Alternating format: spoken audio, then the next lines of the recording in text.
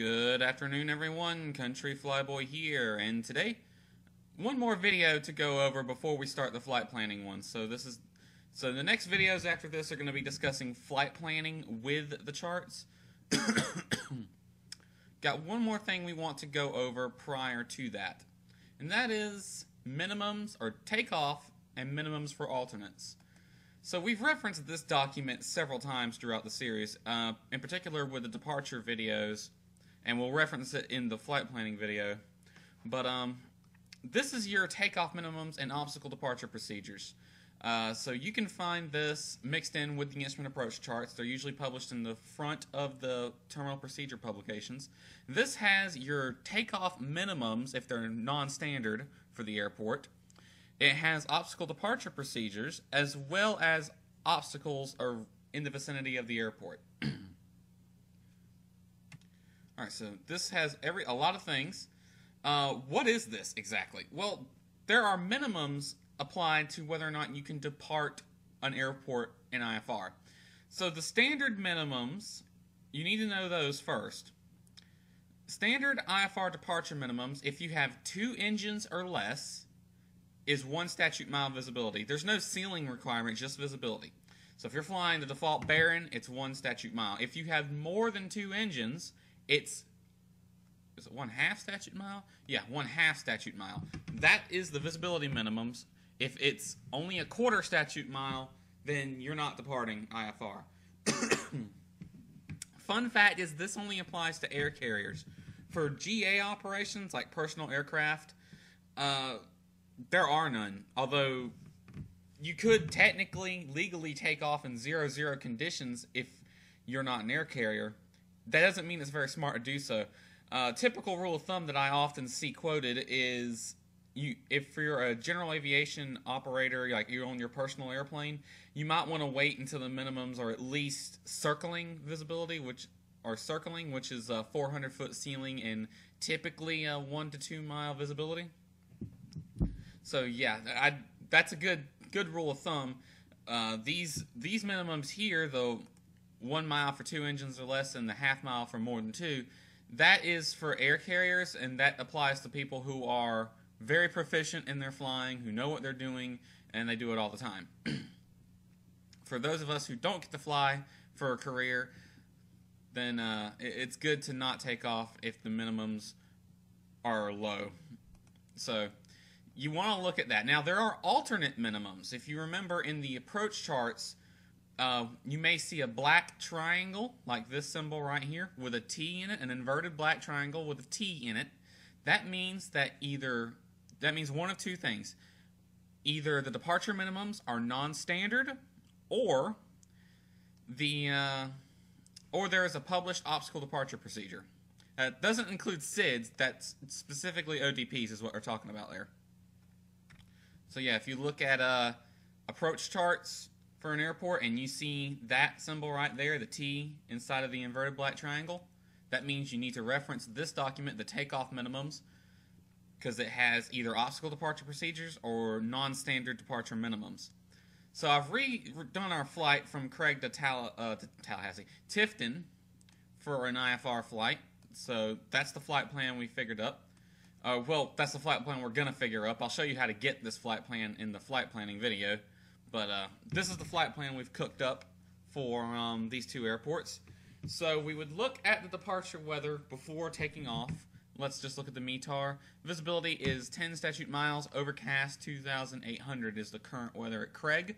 So 10 statute mile visibility, that's perfectly good. The only thing we got to worry about is that low ceiling. Let's say the weather is not good. Extreme low visibility. Early morning fog has rolled in. We got to find the airport on here because it has non-standard departure minimums. So we see that black triangle, and we know the airport has non-standard departure minimums. We immediately look at this airport, or at the airport in the minimum section. Because if we can't depart the airport in the first place, there's no sense in even trying to plan a flight. Alright, so here we say Jacksonville Executive at Craig.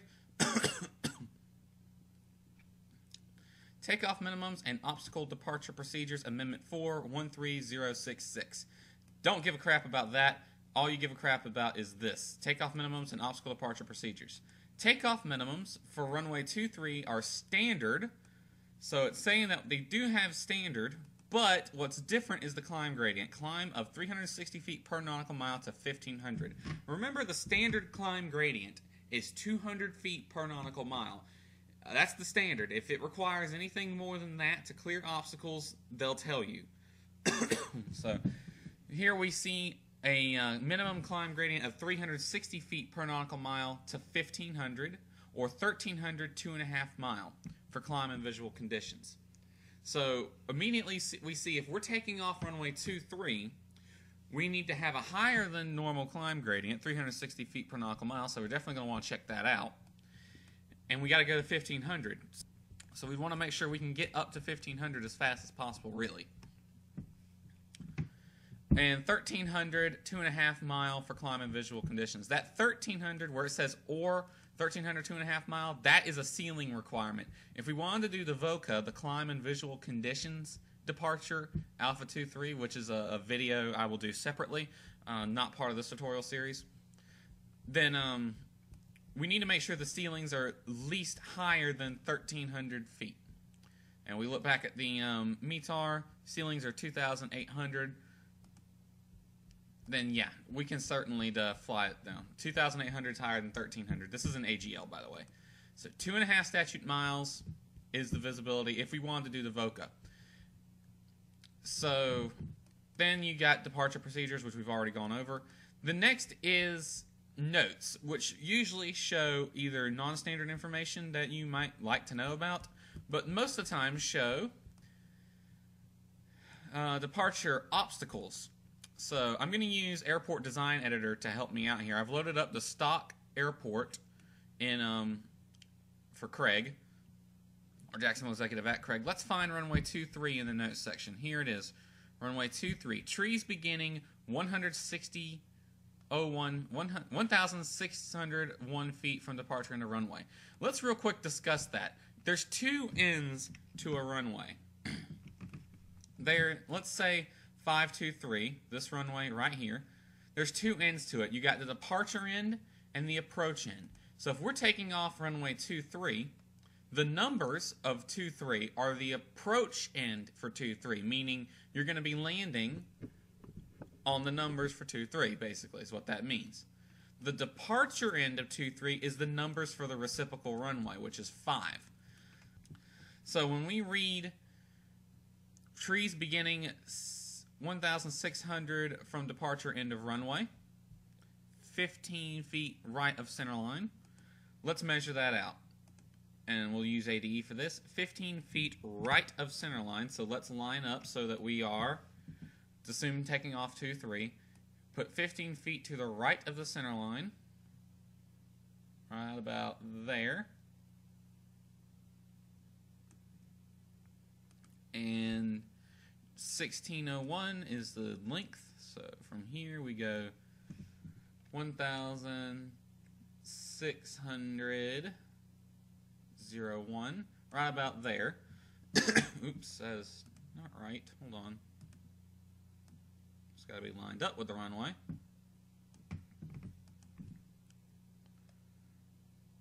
Up to 100 feet AGL. So what that has told us is right here, if I can, I'll just use the just use that. So right here, there's an obstacle. So trees beginning 1,600 from departure into runway, 15 feet right of center line. So right there specifically, that's 15 to the right of the center line and 1,601 on. So there's a tree right there, and it goes up to 100 feet AGL. Because it says it right there. 100 AGL, 119 MSL. Terrain beginning 9 feet from departure end of runway. Beginning 278 feet left and right of center line. 53 feet MSL, trees, poles. And that just tells you nearby obstacles. But don't worry, really, because if you meet the minimum climb gradient for that runway, which, again, is standard, but 360 feet climb gradient for this runway, then you can clear these obstacles. They've already done the math for you. As long as you can meet the minimums and the minimum climb gradient, if it's non-standard, then you can clear that obstacle no problem. It's just useful to know it's there. So yeah, that's that. So that's takeoff minimums. Again, you'd want to make sure that you could take off before you even try to plan the flight. So if we were planning this flight, first thing we check is the weather at Craig and the departure minimums if they are non-standard. If they're non-standard departure minimums, they'll show up in this document. If the departure minimums are standard, then they won't be here. But remember, this document will also show non-standard departure minimums as well as obstacle departure procedures, if there are any, and obstacles close to the runway. So pretty much most airports will be in this document for a given area. And this document is sorted by city name at first, and then you find the airport in the city. So it's sorted, bold line is Jacksonville, Florida, so it's going to list all the airports in Jacksonville. Cecil, Hurlong, Executive, Jacksonville, Florida continued is Jackson International, NAS, and then it starts on Key West. So it's sorted by city, you just find your airport. So just real quick recap. It shows up any non-standard departure minimums. So if we're taking off 2-3, we need to make sure the visibility is at least 1,302.5 statute miles if we want to do the VOCA, or that they are at least standard departure minimums and we can meet the 360 foot per nautical mile climb gradient to 1,500. Most aircraft shouldn't have a problem meeting that, even single-engine airplanes. The other thing I want to discuss in this video is alternate minimums. So you could be forgiven for thinking that an alternate airport is always required in your IFR flight plan. That is not true. The rules state that an alternate must be filed and the associated fuel carried unless the exceptions apply. And if a destination has an FAA-approved instrument approach and the weather between an hour before and an hour after your estimated time of arrival is at least a 2,000-foot ceiling and a 3 statute mile visibility, basically marginal VFR conditions, then no alternate is required. So you do not have to file an alternate if your destination airport has weather that is going to be at or greater than 2,000-foot ceiling and 3 statute mile visibility between an hour before your estimated arrival and an hour after your estimated arrival. So no alternate is required then. Could you still file an alternate? Yes, I often do, but it's not required, although it's a good rule of thumb just to go ahead and pick an alternate anyway. However, there's exceptions to that rule, as there always are.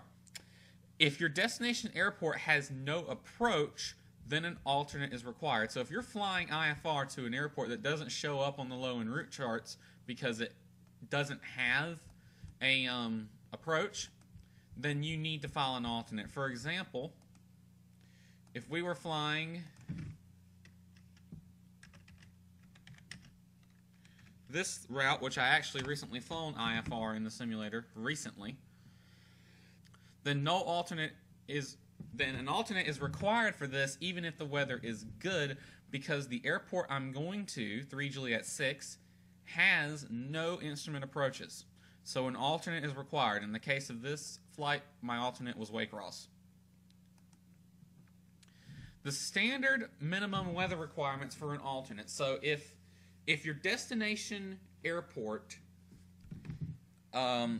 if it has weather that requires you to file an alternate, or you file an alternate anyway, you need to make sure that the alternate airport that you're going to pick meets the minimum requirement for the alternate, which is 600 feet and 2 miles visibility if there is a precision approach, and 800 feet or 2 miles visibility for non-precision approaches. What that means is, say this flight, if I'm flying IFR, and that was pretty much my route right there. I took along an airway, but my last en route waypoint was SSI, and then I tracked SSI 247 outbound, basically, until I saw the airport. So the alternate I had to file for this flight because my destination had no approaches. The alternate I picked was Waycross. In order to use Waycross, I have to make sure that its weather between an hour before my ETA at the alternate and an hour prior or hour after my ETA at the alternate. So you need to figure out how long it's going to take you to fly directly between destination and filed alternate to get these numbers.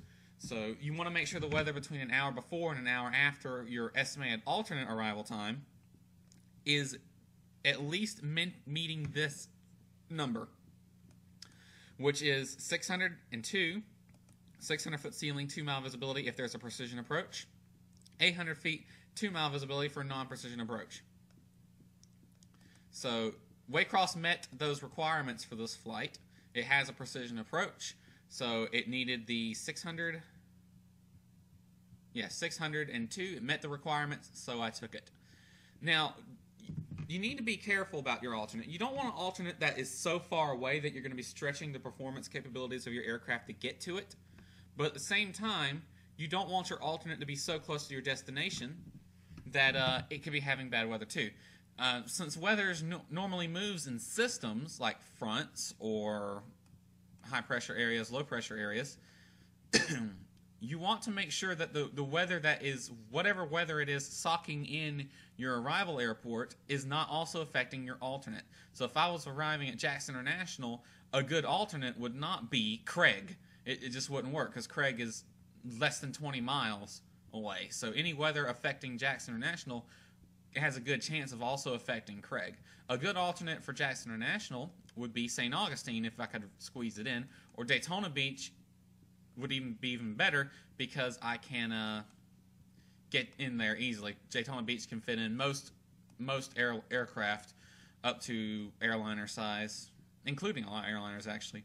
If I'm GA arriving Jackson International, Craig's not a good one, but St. Augustine is.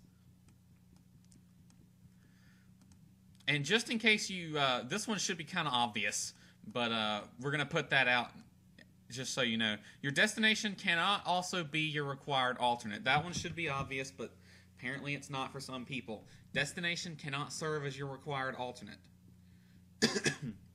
Now, I want to mention one thing. Some airports have non-standard alternate minimums, meaning there's a separate document for these. You can find these mixed in with the instrument approach procedures on FlightAware or SkyVector. IFR alternate airport minimums. So looking back to our example, let's actually say we weren't flying into Folkestone for this flight. Let's say we were flying into Jackson International for this flight, and the weather was terrible and we couldn't get into Jackson International for some reason. Say like an anomaly of some sort.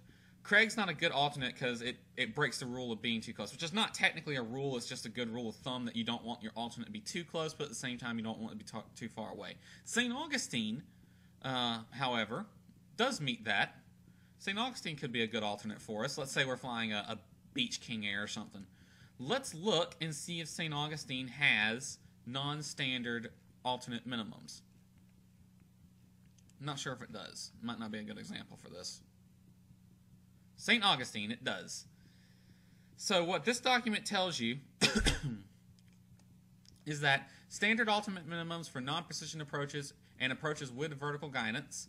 It relists the standard minimums. Airports with this geographical area that require ultimate minimums other than standard or alternate minimums with restricted are listed below.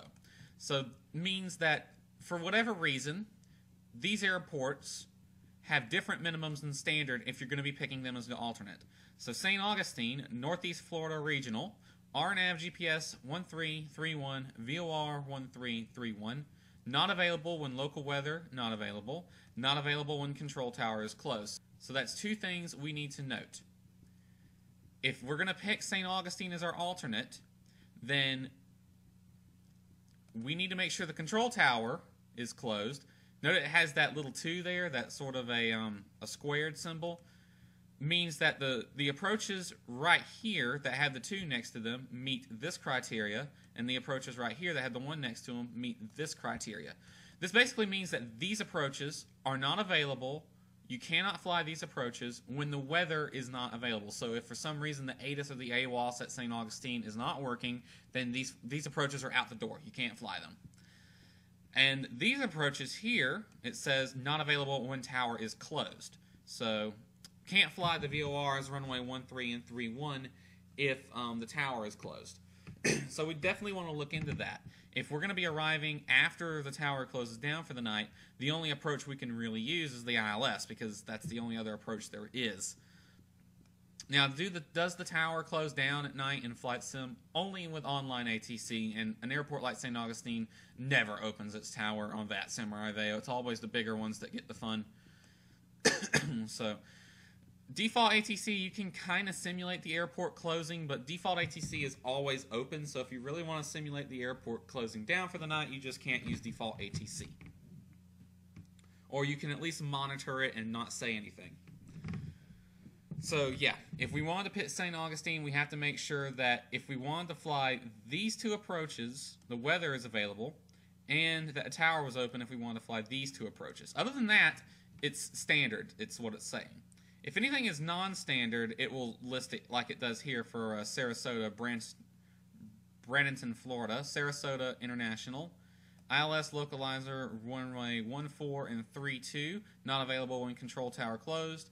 VOR runway 32 categories A, B, 900, and 2. So if we had to pick this airport for an alternate, and we wanted to shoot, or we needed to shoot the VOR runway 32 approach, then if we're using it as an alternate, the categories A and B have a 900-foot ceiling and a 2-mile visibility requirement. Category C, 900-foot, 2.5, and category D, 900-foot, 2 3/4.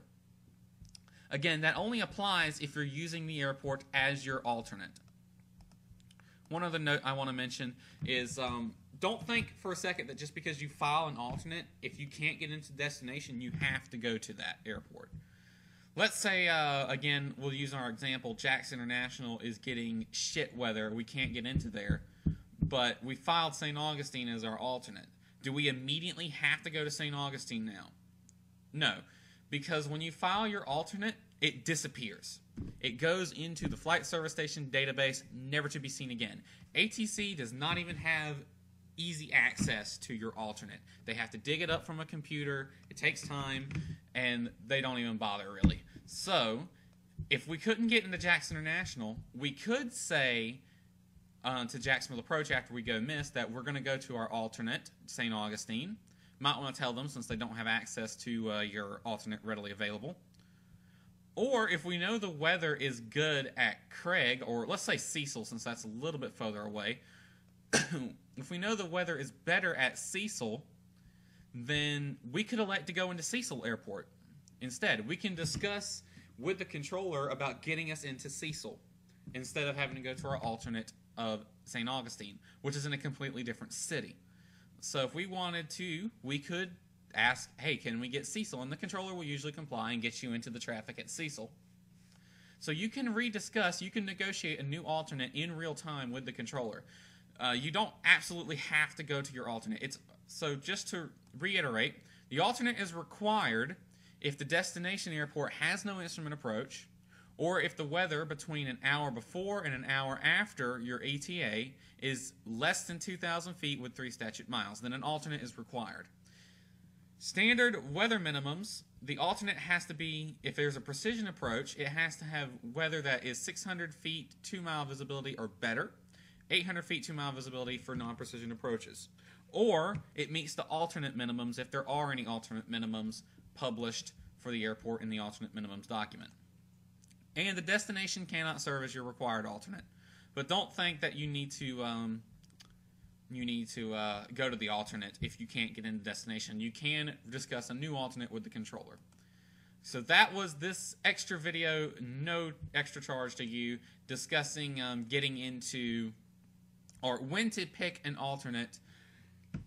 Now when it comes to how you pick an alternate, again, you want it far enough away that any weather that's affecting your destination won't affect your alternate. But at the same time, you want to make sure that you can get to it in the first place. You don't want it so far away that you're stretching the performance of your plane. And remember that your plane can only carry so much fuel. If you pick an alternate that's far away, you're required to carry the fuel for it. And you're also required to carry the fuel to go 45 minutes on after that. So the fuel requirements for an IFR flight is enough for your ground ops at departure, enough for the en route, enough to go from your destination to your alternate, enough to go 45 minutes after the alternate if the flight is during the day, or an hour after the alternate if the flight is at night. So yeah, general rule of thumb, I just up that to an hour for fun. That's the absolute minimum. You want to carry more than that if you can. You never want to eat into the alternate fuel, unless you go to the alternate, and you absolutely never want to eat into that last 45 minutes on fuel. If you're getting into a situation where you only have 45 minutes of fuel left, you're getting into an emergency situation if you're IFR at this point. So you want to consider that stuff, and this is where knowing the capabilities of your aircraft come into play. So let's say we were arriving at Craig again. I don't want to pick any of the airports in Jacksonville because they're too close. St. Augustine might work, but it's also a little on the close side. Ormond Beach would be a good one because it's close enough that we can get to it relatively quickly, even in something like a Cessna 172. In fact, a Cessna 172, 50 miles, that's about 45 minutes of flying on a bad day in a Cessna 172. Cessna 1A can do this in like half an hour. So Ormond Beach would be a good one for us. And that'll give us, we need to plan at least 54 miles of fuel. And then 45 minutes after that, that would be the bare minimum fuel we have to carry. So the way we would do this is, one, you can see what your ground speed at the destination airport at, say, a good, either at cruising altitude or a decent altitude to go a certain miles, is just draw a circle about 50 miles or so around and pick an airport in there. You would ideally want it to be an airport with an instrument approach. Curiously enough, the alternate doesn't have to have an instrument approach, but it's a good idea that it does if you're flying IFR. But keep in mind, you can also get into and out of airports VFR even if you're on an instrument flight plan. I just realized I went to Flagler County, not Ormond Beach. Let me fix that. So yeah. And we could easily get to Ormond Beach because, look, there's an airway, a VOR. We could easily get there.